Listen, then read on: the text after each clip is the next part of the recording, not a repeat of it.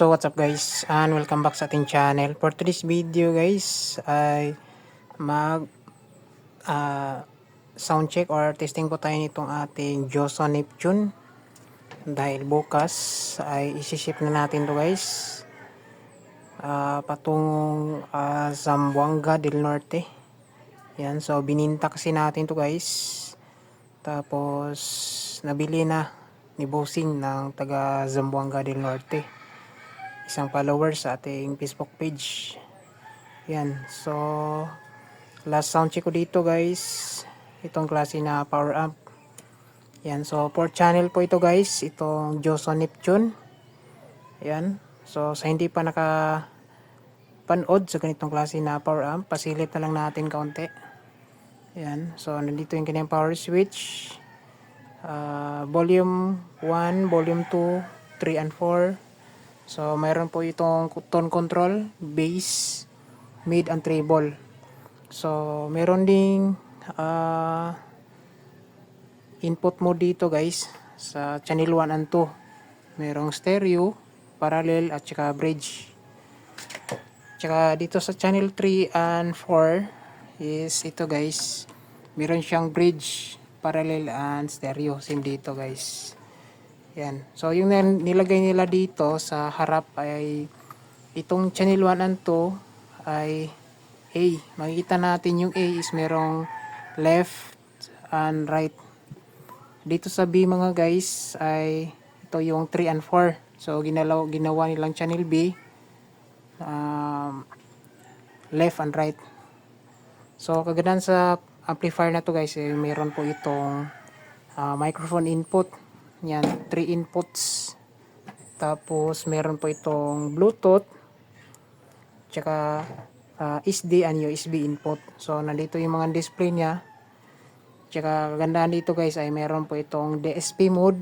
Kung gagamit ka ng microphone dito, is pwede mo ma-adjust yung kanyang effects. Yan, dito. Meron po itong selector dito guys. Yan, meron ding additional na mic curve, echo, and reverb. Ayan, tapos meron din siyang bass and treble sa microphone. Ayan, dito na side. Dito na display is ito yung level meter kapag pinatunog na natin. Tapos dito ay USB. Kung gagamit tayo ng USB or SD. Or naka-Bluetooth tayo. Ayan. Tapos dito na side is dito rin yung label ng 1 and 2. Dito is yung label meter ng 3 and 4. Yan. So sa likuran guys, papasilip ko din sa inyo. So bali ito yung kanyang likuran. So meron po itong dalawang blower kada gilid. So isa tsaka dalawa. Yan, nakatapat yan sa mga pyesa. Yan. So ito yung channel 1, channel 2, channel 3 and 4. Yan, tapos meron din siyang speak on type kung gusto natin mag speak on. Dito sa baba is binding post terminal lang. Tapos dalawa lang yung kanyang input. Yan. So pinagsama lang nila guys yung itong na input dito left. Yung output ito is ito guys.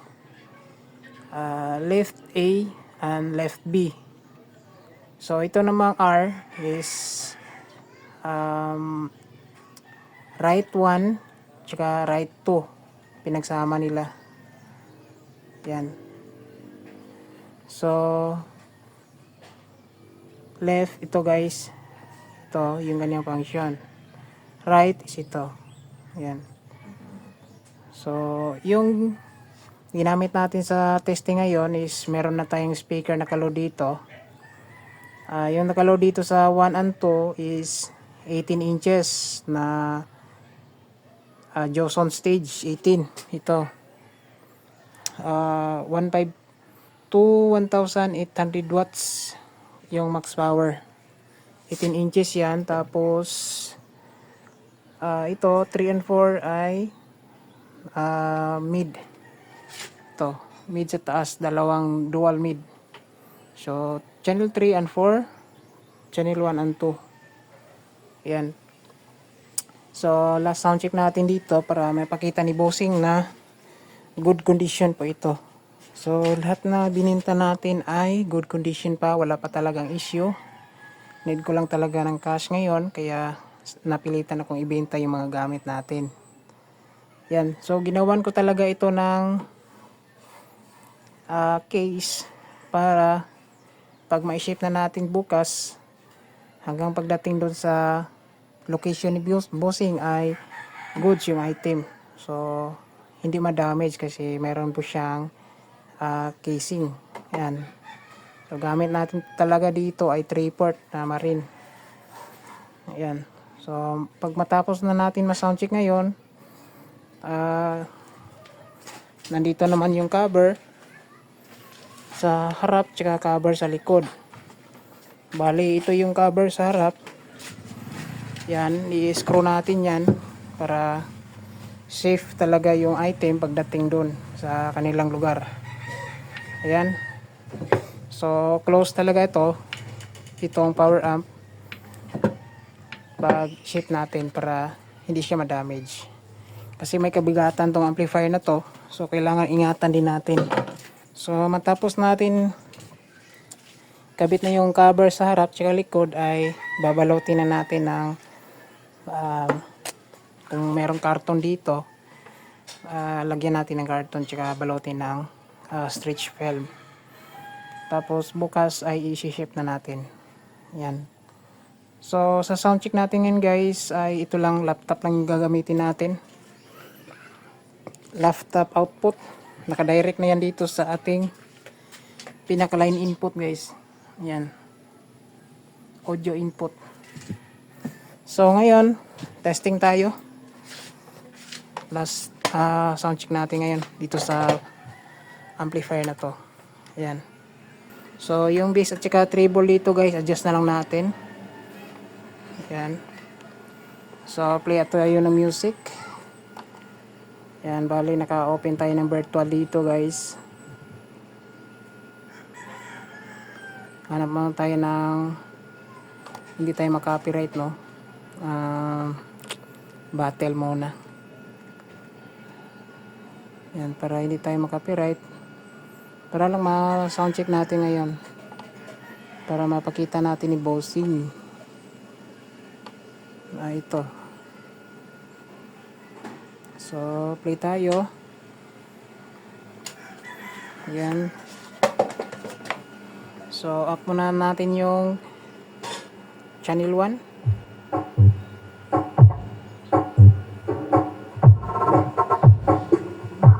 Ayan.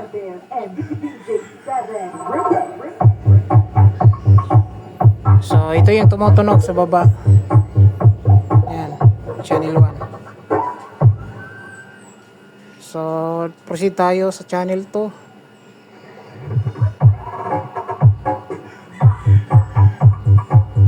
Ayan. So, ito yung nasa taas. Ayan.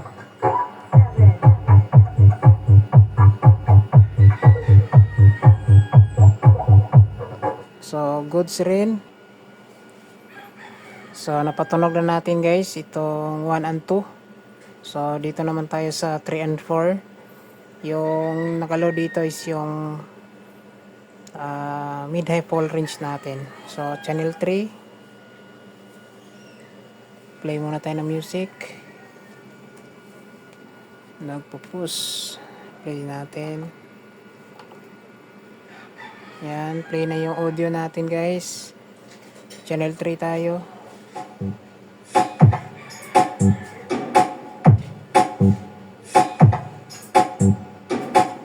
Yung nakaload dito guys is yung mid vocal yung nakaload dito.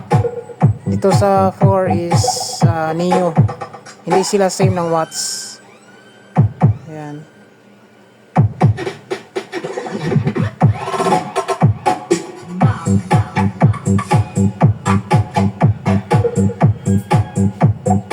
So, meron audio sa channel 3. Channel 4 naman tayo guys. So, Neo yung nakaload dito. Neo.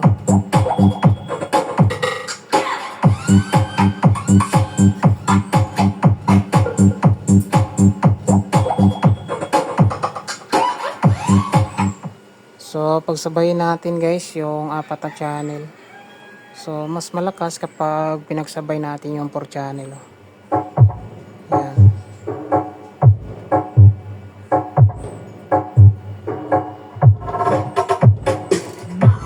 Get there and DJ7 Remix.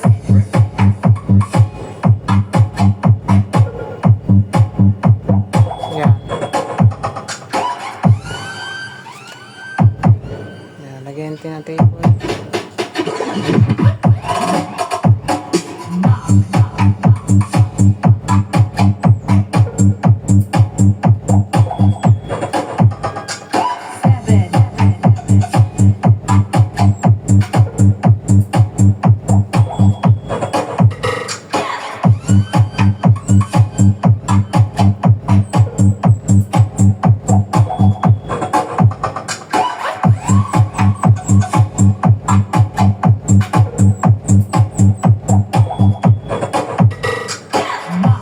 Get there and DJ7 Remix. Yan. So, goods po ito lahat guys. Galing channel 1, channel 2, channel 3 and 4. So, wala po itong issue. Ayan. So, mas lalakas pa to guys kapag meron kang mixer, crossover, or EQ, or equalizer. Dito sa ating setup is napakasimple. Laptop lang yung gamit natin, direct lang sa amplifier. So, last sound check tayo guys para mabalot na natin. So, pili lang tayo ng kanta dito guys, no? Or battle mix para hindi tayo makapiright. Yan.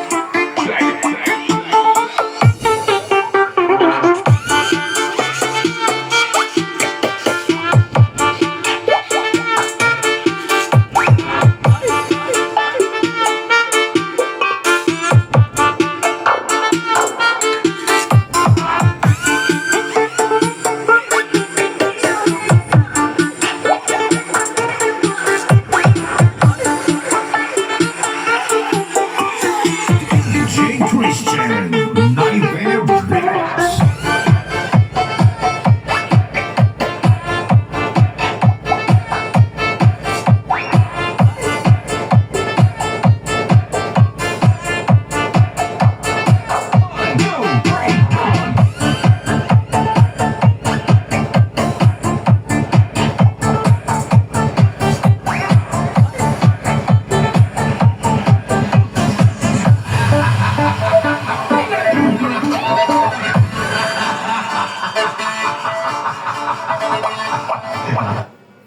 So, yan guys, yung pinaka soundcheck natin dito sa Joso Neptune 4 channel power up.